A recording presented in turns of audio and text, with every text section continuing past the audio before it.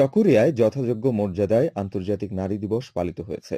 এ উপলক্ষে সকালে উপজেলা মহিলা বিষয়ক কার্যালয়ের উদ্যোগে অনুষ্ঠিত র্যালি শেষে উপজেলা মিলনায়তনে আলোচনা সভা অনুষ্ঠিত হয়।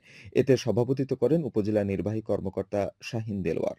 এদিকে উখিয়ায় দিবসটি উপলক্ষে উপজেলা প্রশাসন ও মহিলা বিষয়ক অধিদপ্তরের আয়োজনে অনুষ্ঠিত আলোচনা সভায় সভাপতিত্ব করেন উপজেলা নির্বাহী কর্মকর্তা রিফাত আসমা।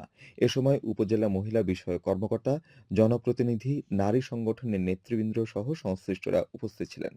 অপরদিকে পেকুয়াই উপজেলা প্রশাসন ও উপজেলা মহিলা বিষয়ক অধিদপ্তর আয়োজিত আলোচনা সভায় সভাপতিত্ব করেন উপজেলা নির্বাহী কর্মকর্তা মাহবুবুল আলম মাহবুব। এ সময় উপজেলা মহিলা বিষয়ক কর্মকর্তা, নারী সংগঠনের নেতৃবৃন্দ সহ সংশ্লিষ্টরা উপস্থিত ছিলেন। সভায় নারীর ক্ষমতায়ন, কর্মসংস্থান সৃষ্টি ও অধিকার বাস্তবায়নে নানা দিক তুলে ধরে আলোচনা করা হয়।